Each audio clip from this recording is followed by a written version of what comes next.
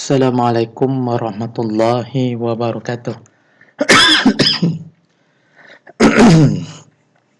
Alhamdulillah wassalatu wassalamu ala Rasulillah wa ala alihi wa sahbihi wa man wala. Amma ba'd.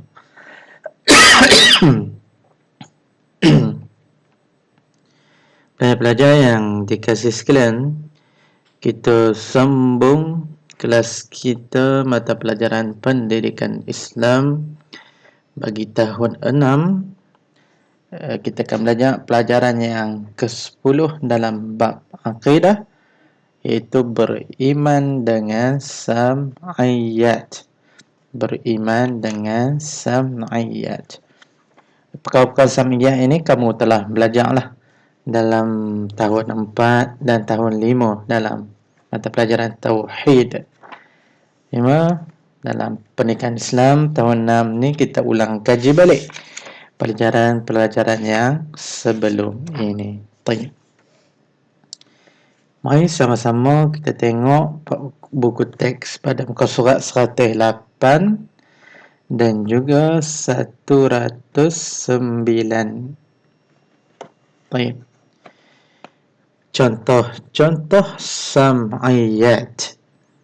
Yang pertama, syurga, malaikah, sirat, alam barzakh, neraka, padang mahsyar, mizan, soalan kubur, kemudian hari kiamat. Ini contoh-contoh sam'iyat. Contoh-contoh perkara sam'iyat. Baik. Arti sam'iyat dan dalil naqlinya. Sam'iyat ialah perkara-perkara yang tidak dapat digambarkan dengan akal. Kita tak boleh fikir macam mana rupa bentuk perkara-perkara sam'iyat ni. Dan panca indera manusia, akal pun tak boleh nak bayang, panca indera pun kita tak boleh nak gambar, kita tak boleh nak lukis. Bagaimana rupa bentuk ataupun bentuk sam'iyat, perkara-perkara sam'iyat tersebut. Ia hanya dapat diketahui melalui Al-Quran serta hadis. Kita dapat tahu cerita-cerita sam'iyat, cerita pasal syurga, cerita pasal neraka ni, semuanya hanya melalui cerita-cerita daripada Al-Quran dan juga hadis. Kita wajib meyakini perkara-perkara sam'iyat dengan menjadikan keimanan kepadanya sebagai asas membentuk diri menjadi seorang Muslim yang dikasihi dan diredai Allah. Kita wajib beriman dengan perkara-perkara sam'iyat. Dalil nakli, kewajipan beriman dengan perkara sam'iyat. Dalil nakli iaitu dalil sama ada daripada Al-Quran ataupun As-Sunnah. Ini dalil pada Al-Quran. A'udzubillahi minasyaitonirrajim. Allazina yu'minuna bil ghaib. Surah Al-Baqarah. Surah Al-Baqarah. Maksudnya iaitu orang-orang yang beriman kepada perkara-perkara yang ghaib. Ini dalil kita wajib beriman kepada perkara yang ghaib, iaitu sam'iyat. Baik. Seterusnya pada muka surat 110 kita boleh tengoklah penerangan berkenaan perkara-perkara sam'iyat. Dalam Al-Quran dan hadis ada menceritakan tentang perkara-perkara sam'iyat. Antaranya ialah alam barzakh, ialah alam kubur yang dihadapi oleh semua manusia sebelum dibangkitkan kelak pada hari kiamat. Alam barzakh, alam kubur. Dalam alam ini, semua manusia akan didatangi oleh malaikat muka dan nakir serta menghadapi soalan-soalan kubur.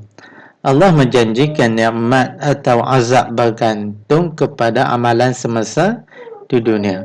Maknanya duduk di dalam kubur, kita dah merasa dah sama ada kita akan diazab atau kita akan mendapat nikmat daripada Allah Subhanahu Wa Taala, bergantung kepada amal perbuatan kita di atas dunia.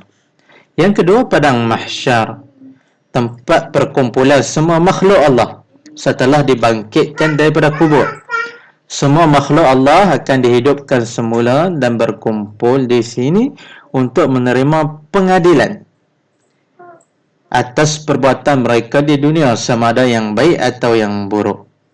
Keadaan di padang mahsyar sangat dahsyat sehingga menimbulkan rasa sangat takut dan cemas.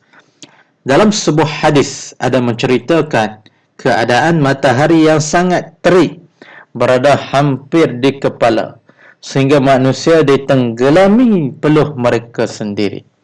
Ada kata matahari tingginya hanya sejengkal saja daripada atas kepala. Manusia ni tenggelam, berenang, berjalan dalam peluh sendiri. Para Nabi, Rasul dan orang-orang saleh sahaja yang berada dalam keadaan aman dan tenang. Dalam keadaan aman dan tenang. Kemudian mizan. Mizan ialah timbangan amalan yang akan dilalui oleh semua manusia. Timbangan. Mizan ialah timbangan amalan. So, siapa yang berat timbangan amalannya, maka beruntunglah mereka. Tetapi jika timbangan amalan mereka ringan, mereka tergolong dalam golongan ahli neraka. Wal'iyazbillah.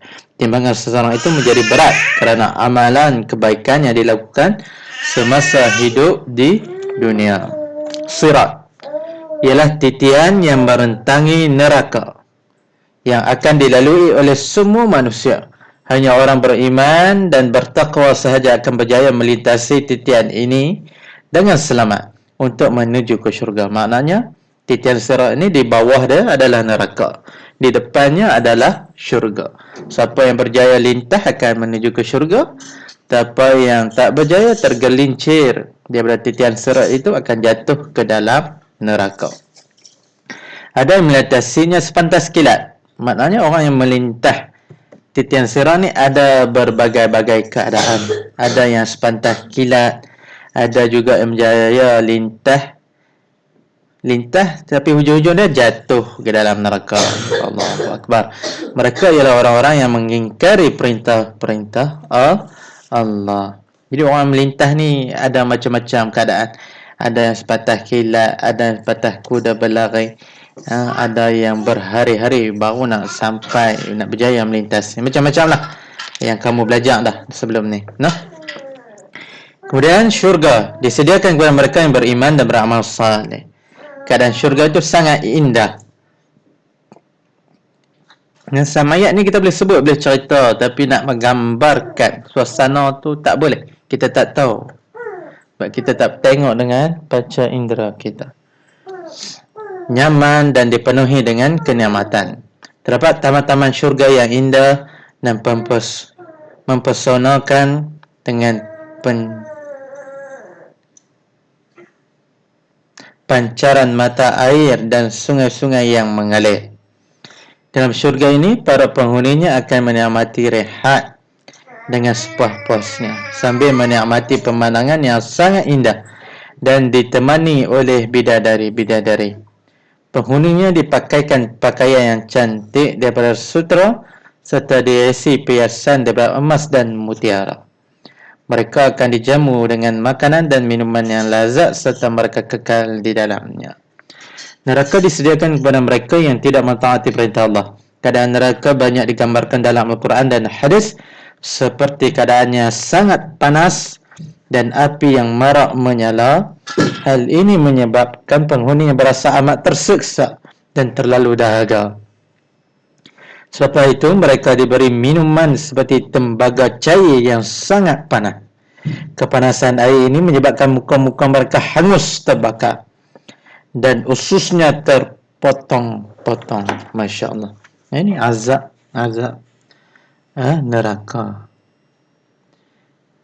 Dan yang terakhir sekali dalam pelajaran kita pada muka surat 112, kesan beriman dengan perkara samaya. Kesan kita beriman dengan perkara samaya. Menjadi manusia yang bertakwa. Bila kita tahu perkara-perkara syariat yang wujud, kita beriman, maka menjadikan kita ni manusia yang bertakwa. Kita akan himpun amalan kebaikan banyak-banyak sebagai persediaan kita menghadapi alam akhirat. Yakin dengan keadilan Allah dan kekuasaannya, menginsafi azab di akhirat. Ini menjadikan kita akan bertakwa. Kita yakin dengan balasan daripada Allah. Dan kita jika kita yakin juga azab, Allah akan azab kita di akhirat nanti. Yang kedua, menjadikan redha Allah sebagai matlamat hidup. Kita duduk di dunia ni tak lain tak bukan hanya matlamat kita nak dapat redha Allah di akhirat nanti. Nak dapat redha Allah di akhirat nanti. Menjadikan Al-Quran dan Sunnah panduan hidup, mengisi masa dengan perkara berfaedah. Yang ketiga, melahirkan masyarakat yang suka akan kebaikan dan menghindari kemungkaran. Apabila kita menjadi orang bertakwa, kita berusaha mendapatkan redha Allah, sudah tentu akan lahir masyarakat yang elok, masyarakat yang harmoni, yang suka akan kebaikan dan menghindari kemungkaran. Yang keempat, mendorong seseorang melakukan kebaikan sebanyak mungkin. Kalau kita tahu cerita berkenaan Samaya ni, kita sampaikan kepada orang ni, supaya orang lain pun terdorong untuk melakukan kebaikan, untuk mendapatkan redha Allah. Dan yang terakhir, yang kelima, mentaati perintah Allah dan menjauhi perbuatan dosa. Sama-samalah kita melaksanakan segala perintah Allah dan meninggalkan segala larangannya. Baik. Dan yang terakhir, kita baca rumusan kotak yang oren. Kita wajib beriman dengan perkara sama ayat dan membuktikan keimanan kepadanya dengan istiqamah melakukan amalan fardu, ibadah fardu, dan membanyakkan amalan sunat serta menjauhi segala larangan Allah. Baik. Jadi para sekalian, sampai di sini dahulu kelas kita pada hari ini.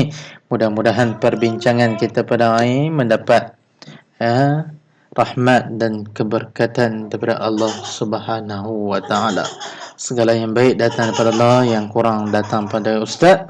Wabillahi taufiq wal hidayah. Assalamualaikum warahmatullahi wabarakatuh. Kita jumpa lagi dalam kelas yang akan datang, insya-Allah.